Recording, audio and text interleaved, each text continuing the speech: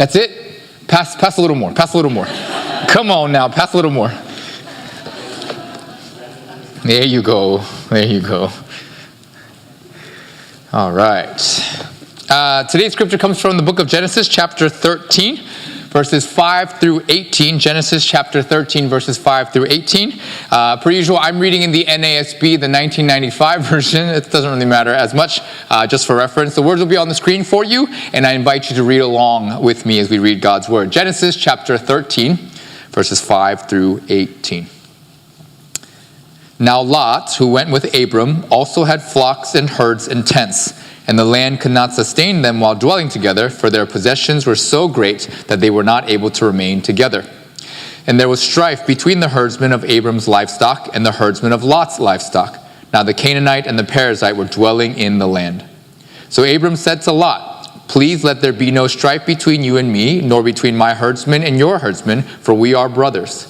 Is not the whole land before you? Please separate from me. If to the left, then I will go to the right, or if to the right, then I will go to the left." Lot lifted up his eyes and saw all the valley of the Jordan, that it was well watered everywhere. This was before Yahweh destroyed Sodom and Gomorrah, like the garden of Yahweh, like the land of Egypt as you go to Zoar. So Lot chose for himself all the valley of the Jordan, and Lot journeyed eastward. Thus they separated from each other. Abram settled in the land of Canaan, while Lot settled in the cities of the valley and moved his tents as far as Sodom. Now the men of Sodom were wicked exceedingly, and sinners against Yahweh. Yahweh said to Abram, after Lot had separated from him, "Now lift up your eyes and look from the place where you are, northward and southward and eastward and westward. For all the land which you see, I will give it to you and to your descendants forever. I will make your descendants as the dust of the earth, so that if anyone can number the dust of the earth, then your descendants can also be numbered. Arise, walk about the land through its length and its breadth, for I will give it to you." Then Abram moved his tent and came and dwelt by the oaks of Mamre, which are in Hebron, and there he built an altar to Yahweh. This is the word of the Lord. Thanks be to God. You may be seated. Quickly, before we begin, a couple of really exciting announcements. I'm going to kind of try to do this throughout, kind of month by month. This month in September, we have tons of really cool things happening within the congregation. We're going to have 2 weddings this month.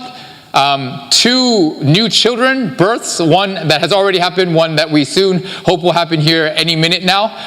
And then also we're celebrating someone's first birthday. Today, baby Johan, he's somewhere around here. Baby Johan is turning 1 on the 18th. And so his grandmother from Korea, because we're so Korean and we love it, she's bought everyone tteok. Okay, rice cakes. Okay, if you don't know who Johan is, he's literally in the back over here to my right. Over there, he's the little cutie back there. Hi, Johan, I love you. Grab tteok. Here's what I'm going to say.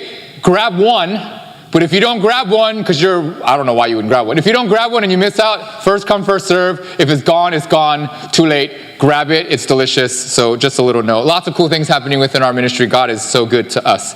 All right, put that out of the way. Let's get started. Let me begin by asking you a question, okay? Have you ever felt called by God? That God desired and therefore led you to something or someone, and in that way called? Now, if you have, then you probably, or it had probably something to do with the decision that you made. Maybe the college that you went to, or who you decided to date and or marry. Maybe the particular job or career path that you ended up choosing, or the city that you moved to, or perhaps decide to stay at.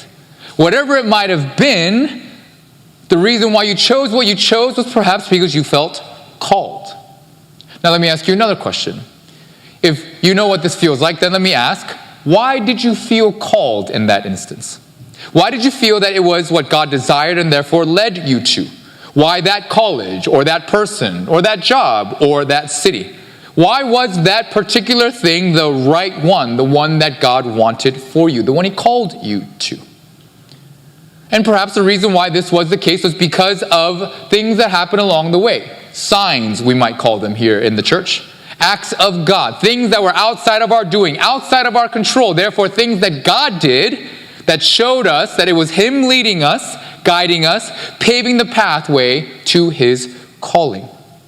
And because it was God, it was then made very clear to you, and therefore you moved, you married, you accepted, you answered the call, therefore. Well, if this has happened to you and in situations like this, and the question that pops up next is, well, then what happens next? Or actually, the better question and the main important question for today is, what is it that you expect to happen next? I think for many, if not the majority of us, I'm willing to guess that we expect in situations like this, because remember, it was God who led us, God who called us. This was God's doing, not mine. We expect then that what? Things will go well. Am I right? That the new job, that the new college, the new relationship would be blessed, fruitful, joyful. Am I right? I mean, why else would God lead, God guide, and God pave this path, if not for my goodness and therefore my blessing, right? But as you know, this is life. So then the next question is, well, then what happens if, or maybe even worse, when things don't go well? Things don't go the way that you or I expected. When things go poorly, there's difficulty, there's suffering, maybe even disaster. What happens then? Well, before we answer that, let me just tell you, the reason why I ask these questions is because, in my opinion, this is exactly what Abram is facing here in chapter 13. Let me give you a summary as to how he got here and to show you why. Remember, Abram is called. He leaves everything, family, homeland, father, and therefore the future legacy, everything, to follow a God that he was not worshiping, aka not his God. To then what? He followed it to a land yonder. Pastor Chris calls it, I actually like that. A land yonder, to the unknown. And when he gets to this land yonder, what does Abram find? Green pastures? Plentiful streams and abundant harvest? No. A severe famine. The threat of death to his entire clan that happened to follow him to this land yonder. So what does Abram do? Well, if you were here a few weeks ago, we saw he leaves. In his mind, just temporarily, but leaving nonetheless to Egypt. Why? Because it's green there. AKA, it's where Abram knows his family will survive at least until the famine in Canaan is over. And remember, if you were here, we noted that this is a very smart and sensible decision for most of the world, if not all the world, that most of us would have done exactly the same thing if we were in Abram's shoes. Well, if you remember, then things get quite dicey in Egypt. Abram almost destroys God's promise. He's forced to lie, and Sarai is taken by Pharaoh. But because God is God and because of his name, he rescues Abram, Sarai, and the whole clan, and they're escorted out with more riches than they came in with. So last week then we saw that Abram then realizes his mistake. He goes back to the beginning, as it were, to the altar he last built before he mistakenly left the promised land, and then to again worship, which he did not do before he left, all in the land that he was called to by God. So then we must ask, here, in the land that Abram was called and therefore called back to, as it were, what is it that Abram is expecting will happen? Well, if he's anything like us modern and or Western Christians, he has to be expecting goodness, fruitfulness, success, or dare I even say prosperity, right? I mean, after all that he's been through. But what does he find? Certainly not what he expected. That is for certain. And to be clear, the situation is actually worse than you probably think it is, because when we read it, we're probably like, that's a problem, but it's not that big of a problem. No. It is a major problem. Way more serious than meets the eye. Let me explain. I think it's tempting to trivialize Abram's problem as just kind of like a family thing. Maybe we'll even say, you know what, it's a good problem. Like, he's got all that livestock, so he's got to deal with it. It's a good problem. That's just what we say about things that are good for us, clearly, but it's kind of causing a little bit of an issue. Here at ARCHE, our good problem is that we have too many people coming. We have space issues. Fire hazard is a regular part of my vocabulary these days. It's a good problem, but a problem nonetheless. But let me just tell you, this is not a good problem in any way, shape, or form. Let me make that clear. Yes, they do have a lot of livestock. That, I guess, is good. But they have way too much for the land to properly sustain them. And the reason why the land can't is actually twofold, and it gets quite complicated. If you notice in verse 7, it says, now the Canaanites and the Perizzites were dwelling in the land. This note is critical. Why? Because it's the author telling us that the reason why they do not have enough land isn't really actually because they have too many livestock. The reason why they don't have enough land is because the actual inhabitants of the land, the original people, the citizens, if you will, they have all of the good land. Remember? Abram and crew are foreigners. They're wanderers. They have no right to anything in the land that they're currently living in. So whatever is remaining after the Canaanites and the Perizzites have taken what they want and what they see fit, that's what they have left with. So the problem is, not only are they getting a small portion of the land, whatever portion they're getting is the worst of the land. Abram and crew are the unfortunate people who get called last to the buffet line at every wedding, and all the prime rib, good slices are gone, and all you get is the craps at the end. That's who they are. It stinks. Apparently that's happened to no one, just me, and I'm the only one bitter, but that's okay. But if that weren't bad enough, well, we find out that Abram and Lot's herdsmen are fighting to see which of the animals would graze on the little land that they have, aka get fed, or more importantly, risk dying from starvation.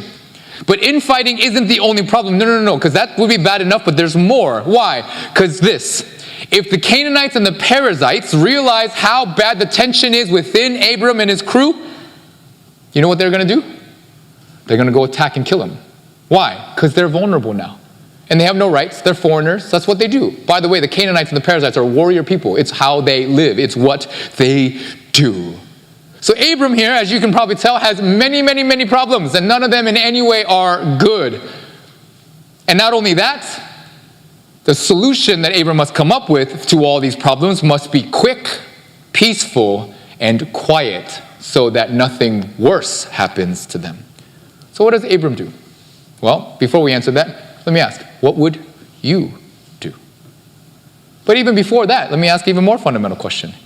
How do we think Abram is feeling right now? What's going on in here and up here, in his heart and mind? Well, whatever it is, I'm going to guess that to Abram, things are not okay. Why? Well, we must remember, because he's a human being, just like you and me. Little quick side note about the Bible. I think sometimes as readers of the Bible in the modern days, we sometimes have a tendency to think that the Bible characters are like robots, right? We expect them always to do the right thing. Why? Because it's Abraham, it's David, it's Moses, or whoever you like. But in treating them this way, we often forget that they are human beings living in a sinful world, just like you and me. They are sinners with doubts, worries, and fears, just like you and me. They are a complicated mess of beautiful, ugly, good, and the bad, just like you and me. And if Abram, therefore, is human, just like you and me, I think we can safely assume that Abram is in the weeds, as they say. He's going through it, much in the same way that we would if we were him. And remember, he's here. Why? Because God called him here. Again. Did you notice this is the second time the land has failed him now? Not the first. So if Abram is in the weeds because God has called him, and this is numero dos time has happened, he's probably got a million feelings and a million questions as we would. Let me give you some of them that I thought of. It might be things like, God, what in the world actually are you doing? Are you angry with me? Is this payback for Egypt? Like, seriously? Or, God, why did you bring me back here if all I was going to find is suffering and trouble? What is the meaning of all of this? Isn't this cruel and unusual punishment? Or maybe most, God, I did what you asked me to do. I came back here. I worshiped. I made myself right before you. And this is what you give me? But as we read in Scripture, that's not what happens at all. No. Quite the opposite, actually. Abram does what to me, the unthinkable. Something extraordinary. And just like maybe we underestimated the seriousness of Abram's situation, I think most of us in reading this text would drastically underestimate how extraordinary Abram's actions are. It's remarkable. And then, of course, when you juxtapose it against what Lot does, it makes it even more remarkable. So this is the context of where we're at in Genesis. This is where I would like you to place yourself as we understand this text. And so with that in mind, here's how we're going to attack this text today. 3 things. What did they do? What did they actually do? Like what's going on?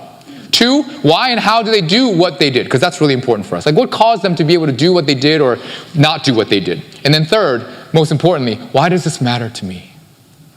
Why is this of significance in my life? And it is. And let me tell you, it is of major significance in life. Let's go through this, shall we? What did they do? Well, as we read, the solution that Abram comes up with is actually pretty simple and straightforward. They have to separate. Why? Because staying only means more fighting, because that's what people do when you force them to the brink of extinction, right? Or, more important than that, they're going to get attacked and die. So either way, they got to separate, pronto, on the snap. But more important than just separating is, as I mentioned, it's a peaceful and therefore quick and quiet separation so that the people of the land don't catch on to what is happening here. But more importantly, they must quickly and more quietly and therefore peacefully separate, because if they separate hating each other, then to Abram, and this is really important, it would kill any possibility of them ever getting back together again and being a family. Remember, notice what Abram says. He says, let there be no strife between you and our people, and so on and so forth. Why? Because we are brothers. In Hebrew, that means kinsmen or family. Okay? So what does Abram do? Well, as the head of the house, the elder in the family, it is his responsibility to come up with a solution. And here's the solution he came up with. Verse 9. He says, hey, is not the whole land before you? Please, let's separate. If you go this way, I'll go that way. If you go that way, I'll go this way. But more importantly, what Abram's saying is, you choose where you want to go first, whatever you seem fit, and then I'll take whatever is left over. So verse 10, then Lot looks up. He sees the valley of the Jordan before him. And what does he see? It is so well watered everywhere. This is staggering. So well watered, in fact, that it reminds him of what? The Garden of Eden. That's perfection, by the way. Or, more earthly, Egypt. Egypt was so fertile and so rich in those days, it was known as the bread basket of the ancient world. So he sees this land, right, that is just amazing. And if you notice throughout the series and throughout Genesis, are you noticing these like adjectives, right? We have, the well-watered everywhere, severe famine, great plagues, possessions so great. This is meant to be exceedingly like ding, ding, ding, ding, ding, jackpot kind of land. So what does Lot do? Well, he sees that which is available, the best that is available, and then he chooses the valley of the Jordan, and he moves east. And then Abram, we find out, settles in Canaan. Good old Canaan. So what's happening here? Well, if you read the passage, you actually realize that it's a compare and contrast of Lot and Abram. Verses 10 through 13, that's when Lot chooses and he goes east. And then verses 14 through 17 is what God responds to after they separate. Let me show it to you on paper. Don't worry about all the words. I'll just describe it to you, okay? In verse 10, Lot lifts his eyes up. In verse 14, God tells Abram, lift your eyes up, okay? Verse 9 is not on there. Abram says to Lot, is not the whole land, all of this land before you? Verse 10, Lot sees all of the valley. Verse 11, Lot chooses all of the valley, therefore. And in verse 15, God says, all the land which you see, I will give to you. Compare, contrast everywhere. Verse 9, Abram to Lot, east and west, go this way, go that way. Lot chooses east. Verse 14, God says to Abram, north, south, east, and west, I'll give it all to you. Verse 11, you see that Lot chose for himself the land, and God gives Abram that he chose, God did, for the land. Verse 11, then Lot settles in the valley, aka Sodom, aka outside the promised land of Canaan. And then Abram settles in Canaan, where God wants him to. The compare and contrast is simple. Broke it down. Lot is just me, myself, and I. Lot lifts his eyes, Lot sees all things, and Lot chooses for himself. Abram is others first, always. Let you go first, I'll take what's left. God, you decide what you want, and I'll take it when you give it to me, so on and so forth. Now, when you put it this way, as striking and as clear and as direct the comparison is, the message is clear. What Abram does is nuts. It's crazy. As the elder of the house and the head of the house, therefore, not only does Abram have the responsibility to come up with a solution, he has the right to choose first. Older siblings in this room know what that's like, don't you? And doing so, by the way, isn't selfish at all. It is actually wise and smart. Why? Because realistically speaking, in this situation, Lot cannot produce the nation, the descendants, and the son that God promised. So to give Lot the choice land where he might survive and you get the crappy land where you might not actually smart in a realistic sense. So the fact that Abram gives Lot the first choice is remarkable. Why? Because it isn't what anyone in Abram's situation would and should do then. And let's be real, today. It is in the eyes of the world dangerous, risky. But it's even bigger than that. Every single week when I prepare for my sermons, I consult anywhere between 6 to 8 sources for information behind the text, because they're really smart people who know the Hebrew, yada, yada, yada. And I do this trying to be thorough, yada, yada, yada, and I'm trying to look for differences and all these kind of things, compare and contrast. This week, there was some variance, but something stuck out to me. Of the 7 sources I looked at, 6 of the 7 all agree that what Abram did is magnanimous. By the way, a typo. Magnanimous is not M-A-G-N-A-N-N-A. It's N-I-M-O-U-S. Not that you care, but that's magnanimous. It's a great word. I love this word. But I kid you not, they literally use this word. They spelled it correctly, but magnanimous. And this word's meaning is just as fancy as the word sounds. Here it is really quickly. Magnanimous means highly moral, especially in showing kindness or forgiveness, as in overlooking insults or not seeking revenge. Magnanimous reminds me of like a British person, like very noble, right? Great of mind, elevated in soul and sentiment, raised above what is low, mean, or ungenerous, of lofty and, I don't know why I did that, courageous spirits. Synonyms, noble and honorable. Used in a sentence, I couldn't resist. A magnanimous person has a generous spirit. Letting your little sister, I don't know why it's a sister, letting your little sister have the last of the cookies even though you hadn't eaten since breakfast would be considered a magnanimous act. What Abram is doing here, jokes aside, is nothing short of extraordinary. It is far beyond good, far, way beyond good, nice, and just kind. I would call it actually miraculous, especially if you consider what he was doing in chapter 12, as we'll see in a little bit. And in contrast, well, what Lot does isn't just unfortunate or not so good, right? No, it's tragic. It's devastating, much more than meets the eye. Why? Well, it's because of why and how they did what they did, which is what we'll get to. So, why and how did they do what they do? Well, to put it simply and bluntly, what makes what Abram did magnanimous and miraculous versus what Lot does tragic and devastating is because of this. Get this. What Abram did is what almost anyone else in his position would not have done. And what Lot did is exactly what anyone in his position would have done. Did you catch that? What Abram does is what anyone in his position would not have done. And what Lot does is what anyone in his position would exactly do. Let's set this up so we can really understand it, okay? Let me ask you another question. So many questions today. If you were in Lot's shoes, what would you have done? Be honest. I was asking myself this question a lot this week. What would I have done if I were Lot? Well, being honest, this is what I would have done. First, because I'm Korean, I can't take the Korean out of me, I would have deferred. Oh, no, I can't. No, you're the elder one, you take, please, you choose first, I insist. With this motion, literally like that, that's what I've done.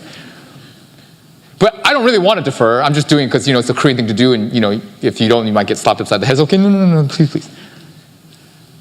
But I'm going to guess that Abram would have said, no, you choose first, Lot. He has his mind made up, and you'll see why. And so with that out of the way, then what Lot does is pretty simple. And what I would have done is pretty simple. If my problem is not only a lack of land, but a lack of bad land, well, the solution is simple. Find as much good land as possible and go there. And that's exactly what Lot did. He surveyed the option, evaluated the prospects, and then made the decision based on what would end up giving him the best results. If there's an entire valley that's well-watered everywhere, so good it reminds you of the Garden of Eden or Egypt, that is a no-brainer. You don't need to think twice about that. And especially if the comparison or the other option is Canaan, that's what we call easy peasy lemon squeezy. Just do it. So if that's the case, then you might be wondering, well, why is what Lot did so tragic and devastating? Again, if we're being honest, I think you and we literally would have done what he did. Why? Because it's literally how we make most of our decisions, isn't it? We research, we evaluate, we lay out the pros and the cons, and then we choose that which is best. No? What's wrong with that, you might ask? Well, here's what's wrong with that in this context. Did you notice what else the author says about Lot and the land that he chooses? Did you notice? Verse 10. The valley of the Jordan, was before Yahweh destroyed Sodom and Gomorrah. AKA, this valley of the Jordan is Sodom and Gomorrah. And if you know the Bible, Sodom and Gomorrah is synonymous with destruction and evil. Not good. But some of you smart ones will say, but Pastor Pete, he wouldn't have known that. How could that be held against him? He doesn't know the future. Okay, maybe. But then verse 13, did you notice? Now the men of Sodom were wicked exceedingly and sinners against Yahweh. Did you note the adjectives? Wicked exceedingly. Wicked also means evil. So if you're doing this in a movie term, they are exceedingly evil, as they would say. Bad, times 1,000. And then if you add in the explicit, there are sinners against Yahweh, not against somebody else. Alan Ross, a theologian, says this: few passages in Genesis describe a wickedness of a people so strongly. They're way up here on the wicked scale. And again, you might well be like, well, Pastor Pete, what if Lot didn't know they were wicked? Right? Possible. But probably not. Here's why. In those days, if you're a wanderer, especially, having to go about the land and settle in a place that you don't know, well, then the reputation of the people that are in the surrounding areas is absolutely paramount to you. You have to know those things. And also, for the author to go out of his way to highlight their evil this strongly, there's little chance that Lot does not know that they're evil. At worst or minimum, Lot would have at least have heard of their wickedness, and therefore he should have put it into consideration. So what is so wrong with what Lot did? Simply, Lot trusted his eyes. 2 Corinthians 5:7 says that we as Christians walk by faith, not by sight. And you may be wondering, why? Why do we walk by faith and not by sight? Why can't we trust what we see? What else are we going to trust? Simply, it's because our eyes are deceiving, aren't they? What you see is not always what you get, is it? Calvin says it like this, striking. He says, therefore, seeing that he was led away solely by the pleasantness of the prospect, we do that a lot, he pays the penalty of his foolish cupidity. Let us then learn by this example that our eyes are not to be trusted, but that we must rather be on our guard, lest we be ensnared by them. Do you know why trusting your eyes can be so dangerous and deceiving? Is because we are often most blinded by what we see. Being blind isn't just being able to see, not being able to see, I hope you know. Being blind, actually, is not being able to see outside or other than that which you are currently seeing. Tunnel vision kind of idea. Because your vision is so fixated on this one thing, you can't see anything else. Lot, in seeing just how green and lush and well-watered Sodom was totally blinded to the fact that the people he was literally going to go settle with were exceedingly wicked sinners against the God that he had followed to this place. In the modern culture, we say this is blinded by greed, blinded by lust, blinded by vengeance, whatever. And the author gives us hints too. Did you notice? To Lot, where he's going is called what? The Valley of the Jordan. But to the author, where is he going? Sodom and Gomorrah. So then Alan Ross then says this, continues, walking by sight provides no cautious perception of the evil and no awareness of God's plan. When you and I walk by sight only, you and I have no idea what God is up to, because we can only really know what God is up to when we walk with eyes of faith. I wonder, how much of our lives are being walked by sight alone? Well, then we must ask, well, then how does Abram do what he does, right? And if we're considering how Abram was feeling perhaps before we got there, again, magnanimous to the highest level. What Abram does, as 2 Corinthians tells us, is he's walking by faith rather than by sight. And we know this because if Abram was walking by sight, he would have done exactly what Lot did, or more importantly, what he did in chapter 12. Identify the problem, identify the solution, and then go for it. But Abram does the counter. He does the unthinkable. He gives Lot the first choice, knowing he was most likely going to get the worst choice, which is good old Canaan, the the promised land that never seems to give nothing but problems. But how does he do it? Two ways. If you're here last week, you'll know the answer to number one. He worshiped. Chapter 13 begins with worship and ends with worship. Verse 4 and 18. We call that an inclusio in the academic world. It's bookended by worship.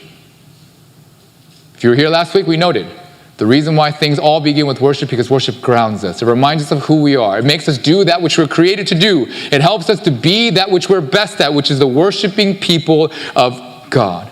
Worship. Do not get this confused. Worship is a keystone thing that helps us to live life following God well. But second, in worshiping, the reason why Abram was able to do what he did was he was reminded of the promise and the call. If you remember in verse 8, what does he say? Hey, there be no strife. Why? Because you and me, our herdsmen, all of us, we're brothers, we're kinsmen, we're family. I think what Abram recognizes is this: if he chose the best land, because it's his right, it's his responsibility, it's actually quote unquote smart, then what would happen? If he chose the best land, that means Lot gets the crappy land. And if Lot gets the crappy land, how do you think Lot is going to feel and his people? Well, if they're already fighting for the lack of land, they're going to be extremely unhappy, aren't they? And if that is the choice that Abram makes, then what's going to end up happening? Their family is done for. There's zero chance that they're ever going to be able to reunite again. And so he chooses to put them first. Now, if you were like me, maybe you go, but Pastor Pete, that sounds so bad. It's irresponsible. It sounds idiotic. Like, why does he make this call? Because I said, he trusted in the promise. Did you notice the difference between chapter 12 and 13? In chapter 12, Abram is walking by sight. Why? Because what's on his mind in chapter 12? We highlighted this. His own survival is the only thing that's on his mind. He goes, Sarai, baby, honey, you know you're beautiful, right? But when we get there, because you're beautiful, they're going to want you. So when you get there, do me a favor. For me, please, tell them that you're my sister. Why? Because that it may go well with me and that I may live on account of you. You'll be taken, but at least you'll live. Right? We win, kind of. But in 13, what is his posture? It's totally changed. Not me first, but you first. I mean, think about it. The man who was literally not too long ago willing to endanger his own wife's life. And that's critical because why? Wife means son. No wife, no son. So the person half responsible for the promise that is to come, he's willing to endanger her, but here he's not willing to endanger his own nephew. That's a drastic change. You may love your nephew, but I hope you don't love your nephew as much as you love your wife, right? So how? Because he trusted in the promise and the call. He trusted that God promised, what? That I'm going to give you the land. I'm going to give you the nation. I'm going to give you the name. I'm going to give you the son. All of it, I'm going to give it to you. And what happened, Abram, when you took matters into your own hands? Not good. But what did I do when you did that? I was faithful. I was faithful to the promise. I rescued you. I provided in ways that you could not have imagined. So when Abram worshiped, he was reminded of all the things that we talked about last week: provision, faithfulness, grace, holiness, and promise. Why? Because God protects his promise, because his promise is built on his name. You see, church, when you trust in God's promise, you need not grab, secure, and fight for that which is best. Why? Because God is faithful to give you what he thinks is best. Again, more Alan Ross. He says, the one who believed that God promised to give him the land did not have to reserve it for himself. Then he continues. Abram was unselfish and magnanimous because he trusted the promises of God. He had learned that it was not by his own plan or power that he would come into his own possession, not by jealous guarding what he thought was his. God would give it to him. And read this sentence many times if you need to, even if he gave it away 100 times. That's walking by faith, church. Do we believe this? Worship is what grounds us into his promises, his provisions, his faithfulness, his holiness, and his grace. And only when we trust and believe God through our worship are we then able to walk by faith. Because usually, whether you like it or not, walking by faith is contrary to what the world would have you do. That's why we walk by faith, not by sight. So then let's finish. Why does this all matter? This matters because simply, first and foremost, faith matters when life fails. Do you know that?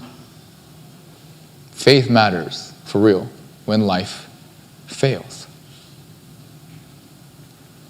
This week in the middle of my sermon prep, this is kind of embarrassing to tell you, but literally in the middle of my sermon prep, I felt that I had to watch this movie called I Still Believe. It's one of those kind of cheesy Christian movies that most of you probably avoid. In the middle of my Thursday, when I should have been busy writing the sermon, I watched this movie at 2 o'clock in the afternoon. Okay? Here's why I did that. Let me explain. Oh, and by the way, side note, I was watching it, but then I had to make dinner before Christina and the kids got home because they get them off to practice. So I stopped the movie at 1:20 and I told Christina, hey, I'll take care of everything tonight. Watch this movie until 1:20, and then when I get back from practice, everything we'll watch the end, and you'll see why. And she's like, what in the world? Anyways, that's what she did. So in the middle of my Thursday is what I did, but let me explain. It all began because I started to listen to this song called Walk by Faith, a Jeremy Camp song that was popular when I was in college. If you know this song, then you're old like me, and cool. If you don't know this song, maybe it's better for you. Anyways, it popped into my head because we're talking about walking by faith, and so I put it on. But the original, I kid you not, as soon as I heard it, I was like, ooh, it's cringy. Why? Because all I kept getting was bad Nickelback cover band vibes, because it sounded exactly like it, and it was bringing me back to a place I did not want to go to, and I was like, that's not really what I want. So thankfully, or maybe not thankfully, I was watching on YouTube, and of course YouTube gives the recommendations on the side, and I looked at it, and there was a 2020 version based or in this soundtrack of I Still Believe. So I put that on, much better. I was like, I'm getting old. This sounds much better to me, okay? But in the YouTube music video, of course, there's scenes from the movie. It's how they get you, right?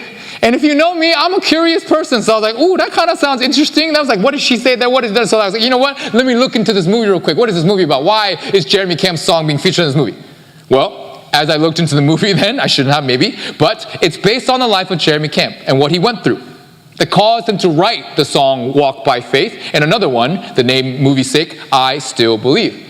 And then, of course, I did what I do. I looked up the lyrics. And when I looked up the lyrics, for me, they were so well connected that I was like, I have to watch this movie in good faith to make sure I give you the best sermon as possible. If you believe it, believe it.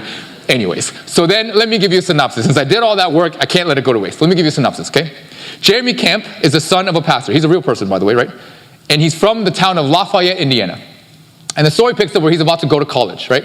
Calvary Chapel Bible College in Murrieta, California, beach town, true story. Now, he wants to go there because at that school, the Christian musicians come out of that school. So he went there, right? And it was made clear in the very beginning of the movie that music is a God-given gift to him, a calling, you might say. Well, in the beginning of the movie, things get off to an amazing start. Right at the very beginning of the movie, his music career is about to get off the ground really quickly. He meets the right kind of people. It's about to go off. And then right at the same time at a concert, he meets the girl of his dreams. And this girl is not only beautiful, but her faith is the standout beauty, the movie makes clear. And then they start dating. And then he gets another big break with his music. Things are going really swell until it doesn't. Because there's a problem then. He goes back to Indiana, first winter break of his college career, and his girlfriend, where they're having a little bit of whatever, she has to go to the hospital with emergency surgery to take out a large tumor in her abdomen area. And she's diagnosed with cancer in her lungs and other places. So what does he do? Well, then he drives all the way from Indiana in the middle of the winter to California to be by her side, and then things escalate as they ought to maybe, and they decide, you know what, we're going to get married. So they get engaged, cancer in tow. And then Jeremy takes time off of school to help take care of her, even though other people say you shouldn't do so, yada, yada, yada, and they're going through the treatment. And the entire time, it's made very clear, again, cheesy Christian movie, that with all of his heart, Jeremy believed that God was going to heal his fiancée. So he's praying. At his shows, he's now playing shows now. At his shows, he's asking the audience to pray for healing. At one particular show with the largest crowd he's ever had, apparently, he makes his fiancée get up and the entire audience lays hands on her and they pray for healing. He's on the radio show, because that's a thing back then, right? And he's telling all of his listeners, hey, I have a fiancée, this is her story, can you pray for her? Fan letters are pouring in, because again, that's what they do back in those days. And they're praying, blah, blah, blah, blah, all this time. And then a little later, she has to then go in for more treatments. But unfortunately, she gets pulled into the doctor's office. And they go, bad news. Melissa's her name. Your cancer spread to your ovaries. And we recommend that you get a hysterectomy right away. If you don't know what that is, basically ovaries gone, no more babies, all that kind of stuff on a simple note. So reluctantly, they say yes. Take a little bit of time, and then they go back into the hospital. So they pull her into surgery, but minutes or however long after surgery begins, all of a sudden Jeremy is called in.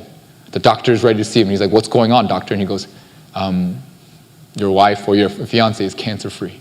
Gone everywhere. Miracle. The prayer worked. So what do? They get married. 6 months later, at the beach. Beautiful. And then they're at the honeymoon. And things are great. Until they're not. Then she gets sick again. She goes back to the hospital. They run some tests. And then there's that scene where the doctor goes to Jeremy Camp and he goes, the cancer's come back and it's aggressive. So he's like, what are we going to do? What are the treatment plans? Chemo? What are this? Surgery? He goes, there's nothing we can do. She's got weeks, if not months, to live. Real story, she dies. 4 months after they get married, God calls her home. And then, of course, what he goes through. And what he goes through is not pretty. Everything in life is flux. Everything in life is terrible. Why this? Why God? What are you doing? All those questions I asked earlier, he's asking all those questions. And then, of course, in the dramatic scene of this movie, he takes the guitar that his dad bought for him before he went off to college, the same guitar he wrote all of his songs on so far, and he smashes it to smithereens. And it's laying on the ground. And then as he looks at what remains of his guitar, he realizes that there are folded pieces of paper inside of his guitar.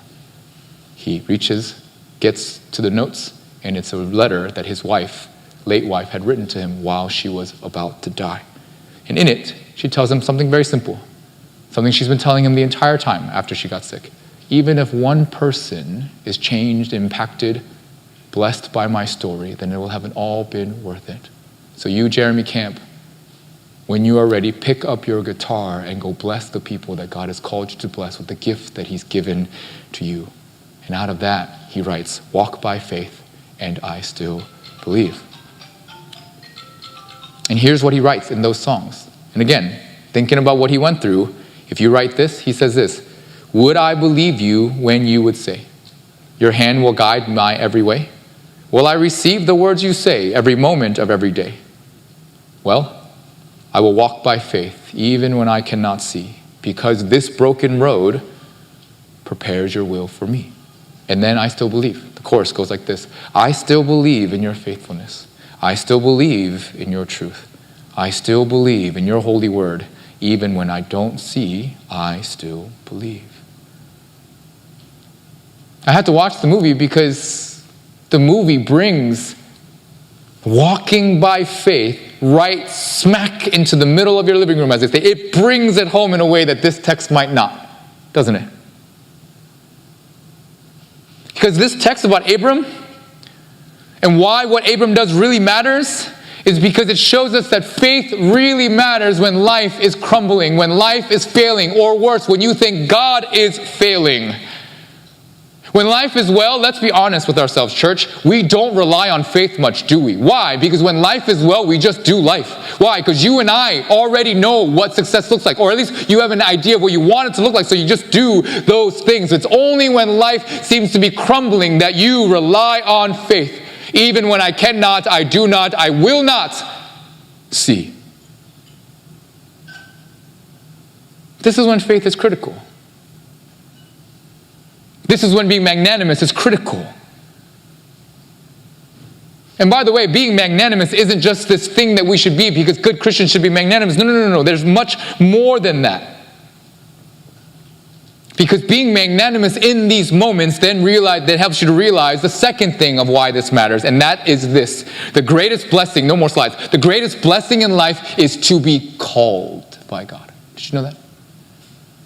Did you see what happens right after they separate Lot and Abram? God doesn't reward him. God doesn't give him a pat on the back. What does God do? God reaffirms the promise and the call that he made. He just makes it a little more specific and more detailed. In 12, he goes, go to this land, I'll show you. Here in 13, look everywhere, north, south, east, and west, all that you can see, this is going to be your land and your descendants. In chapter 12, verse 8 and 9, he goes, I'm going to give you some descendants. Here he goes, your descendants, they're going to be so numerous like the dust of the earth that you will not be able to count them. But then after that, he says the same thing. Get up, arise, go about the land, and I will give it to you. It's just a reaffirmation of the call and the promise, isn't it? The reason why being this way when life is failing you is so important is because this is how you remember that the most blessed thing about life is not the blessings, it is the call. It is the one who calls you. That's the greatest blessing, period, full stop. The only reason why we can even dare to think and dream about walking by faith is because we are first called, period, full stop. I told you that when we train ordained deacons in here, the first thing I remind them is what? The greatest thing is that you're saved. Don't ever forget that. The only reason why you're an ordained deacon, the only reason why you have anything in life is because you are saved. Period. And when we remember that this is the call and that is the greatest blessing, then we can walk by faith even when life is failing, because we will remember that He has called us and therefore He is for us, with us, and He'll never leave nor forsake us. In the movie, another old song that they reference, here I have the lyrics, is a song called Ginny Owens. If you want me to, look it up. But in the song she says this, I'm not who I was when I took my first step. And I'm clinging to the promise that you're not through with me yet. So if all of these trials bring me closer to you, then I will go through the fire if you want me to. It may not be the way that I would have chosen when you lead me through a world that's not my own, but you never said it would be easy. You only said that I'd never do it alone. The greatest blessing is to be called. And then when you realize the greatest blessing is to be called, then here's why it really matters. Because then you'll remember, like Abram did, that the goal of this life and the reason why you're called is to do what? To be a blessing. I asked you at the beginning, if you ever felt called to something, new job, new city, new person, whatever, what is it that we expect? I'm learning more and more that what is it that we should expect when God calls us is not blessing, is not goodness. No. I think what we should expect is that God will give us opportunities to be a blessing. We should not expect things to go well. Because going well to God and to us are two totally different things, isn't it? We should not expect things to go well, not because those things are bad. No. We should not expect things to go well, because going well, by definition in God's world, is that others are blessed to know His name. And even if that requires suffering on my part, why? Because I am already called. You cannot take this from me. Then the greatest blessing is to give that blessing. That's what it means to go well. And if that's the definition, then for Jeremy Camp, for Melissa, for Abram, things went extremely well.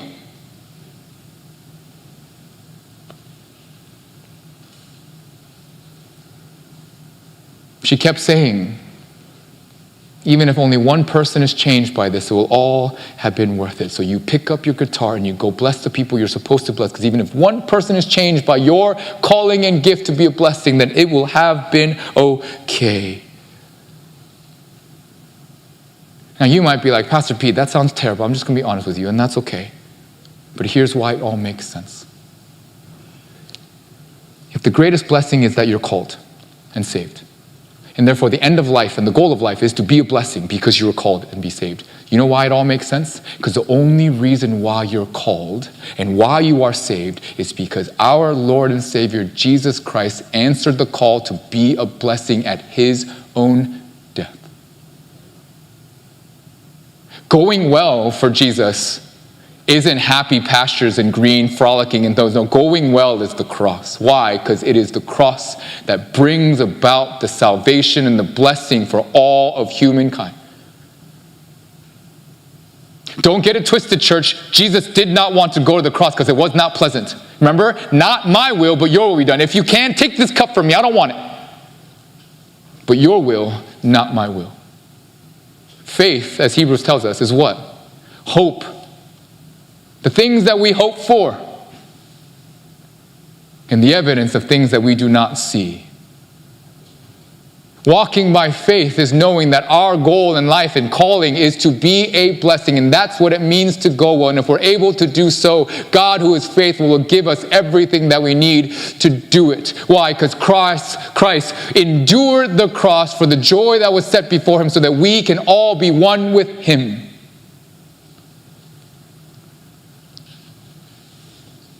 If you've been called, the calling is to be a blessing.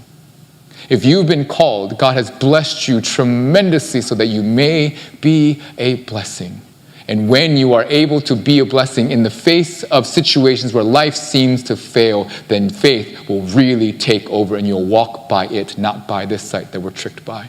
And that, in and of itself, is things going well. Do you believe it?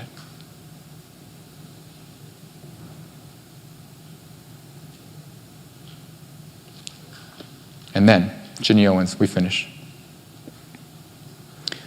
She says, and when the whole world turns against me, and I'm all by myself, and I can't hear you answer my desperate cries for help, I'll remember the suffering that your love put you through, and therefore I will go through the valley if you want me to.